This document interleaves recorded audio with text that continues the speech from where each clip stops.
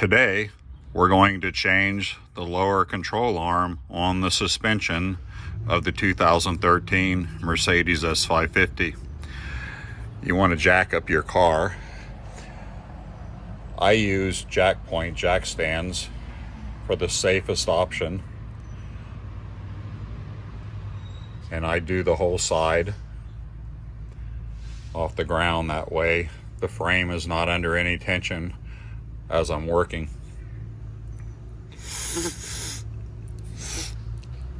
A Pittsburgh low profile jack from Harbor Freight. I believe it's a 3-ton.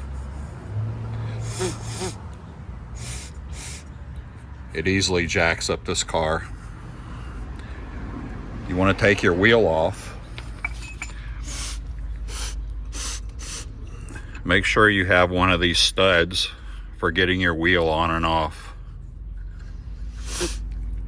What you'll do is you'll remove one lug nut from the tire, and then you'll put this in. And you want this at the top at 12 o'clock up here. That way when you get all the other lug nuts out, you could just pull your tire off and it'll ride out on this until it's off. And this also helps you get the tire back on it, holds it in place while you get all the other lugs in. I'm going to take it out of my way because it's kind of sticking out and almost hit my head on it a few times. Turn your wheel steering all the way to the right so you can get up in here. What we're doing, you want to, make sure I got some light. Let me lay down. Okay. You want to remove this nut. This is the arm that I'm replacing. This is the one that goes from behind the wheel. Here's your ball joint. You see the rubber is torn on this. It cracked and the car started pulling to the right. This is where your airmatic shock sits in this little hub here.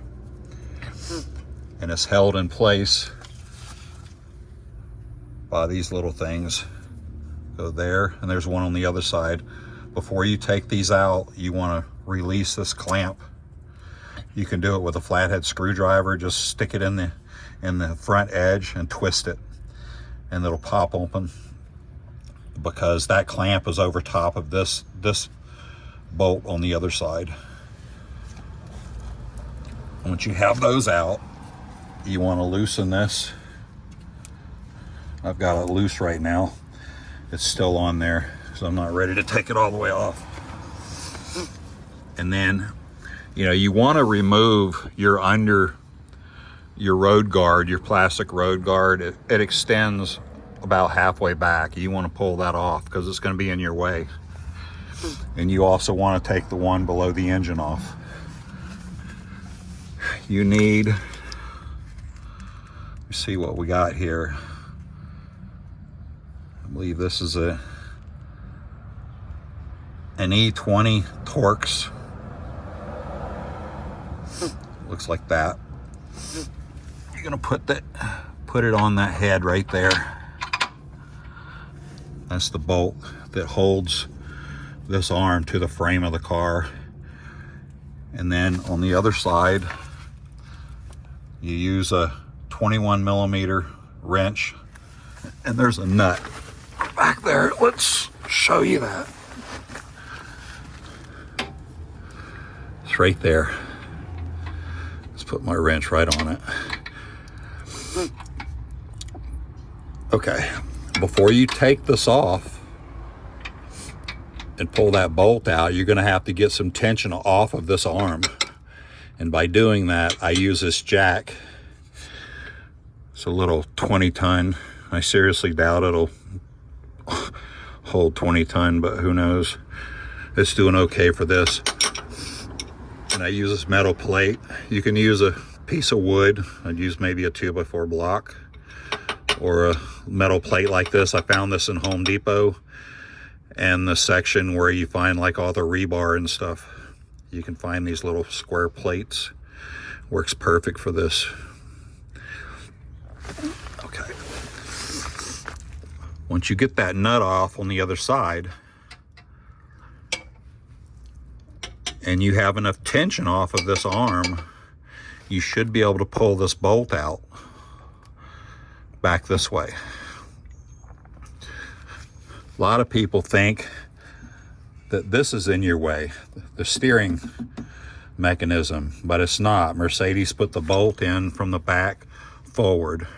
So all you have to do is take the nut off and then pull the bolt out backwards. Once you pull that out, you want to go ahead and finish taking this nut off down here at the bottom here. Once you got that off,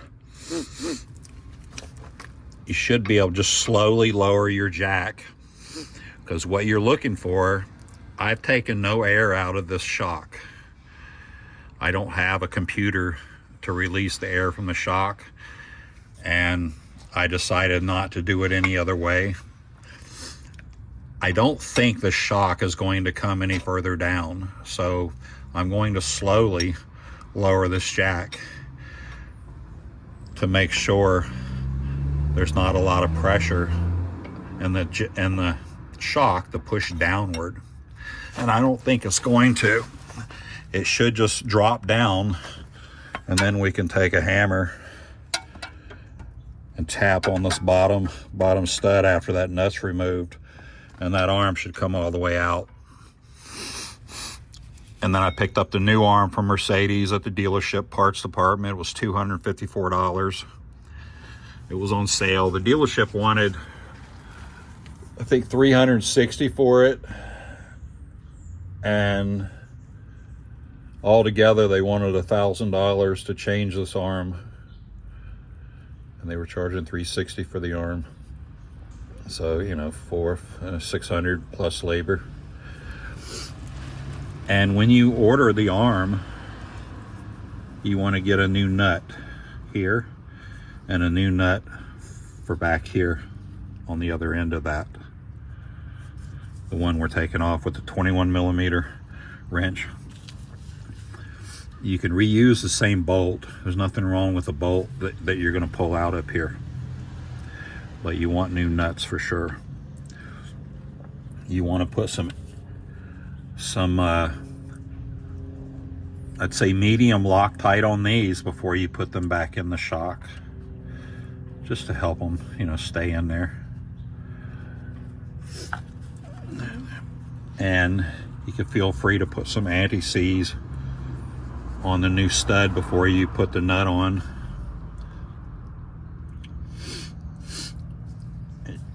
You're going to tighten this nut. See what the Newton meters is on that.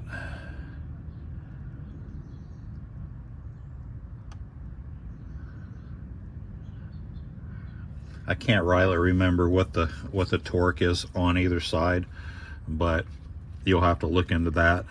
I believe this one on the nut, it's going to be 80 Newton meters, and then once you stop at 80 Newton meters, you want to go ahead and get your breaker bar, probably a breaker bar for best, and you want to turn the nut. We're not talking about the head, the star head here. We're talking about the nut that the 21 millimeter wrench fits on the other end of it. Once you get your 80 Newton meters, you want to twist that nut another 120 degrees. And this one, if I remember correctly, it's going to be 50 Newton meters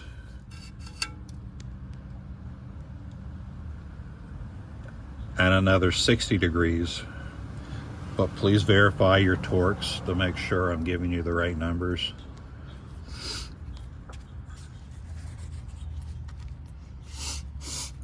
Then you just get that new arm and you put it in here, put the stud down through here. Screw your nut on there loose. position this part under your shock. Make sure it fits down in there. And then you're going to lift the other end up to the frame where it goes. And you may need to get your jack on it to help you push it up a little bit. And then you just put your bolt in. You put your 21mm nut on the other side. Maybe put a little anti-seize on it, on the stud first. And then you're going to tighten that up by hand. You're going to go ahead and torque this one with the car in the air to your specified torque plus your degrees, whatever it is. I have it written down, I have to go look. But then you're going to put the wheel back on, your tire back on, and you're going to drive the car up on a set of ramps because you want the weight of the car on this end before you do your torque. So you're up on ramps, you get down there and you do your torque, which I believe was 80 Newton meters plus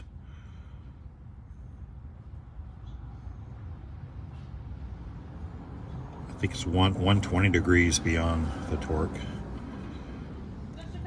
while the weight is on the tire. The weight of the vehicle is on the tire. Once you do that, just drive your car off the ramps, you're done. After you put your road covers back on. It's a fairly simple job. It'll take you a little time. Probably take me a few hours, as I'm in no hurry. I'm wearing safety glasses, keep protecting my eyes. I've got a large breaker bar that I use to break that loose. I also use the breaker bar to break this loose because it was pretty tight. So far I haven't had to use a hammer on anything. And I used a 21mm socket like that for this bottom nut. I had a different socket, same size like this, but these star sockets tend to twist around the nut on you a little bit. You don't want that happening. So you want to get a good solid one. I picked this one up for $5 at Harbor Freight. 21mm says on the side, and that'll do it. Get your 1/2-inch ratchet because it's a 1/2-inch drive. You'll need a flat screwdriver for opening your clip.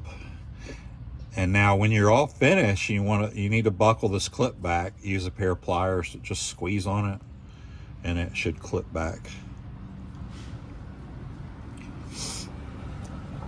And that's how you replace the lower control arm on the driver's side of the 2013 Mercedes S550 W221 series. And it's the same procedure on the other side, on the passenger side and the front. Hope this helps. Thank you.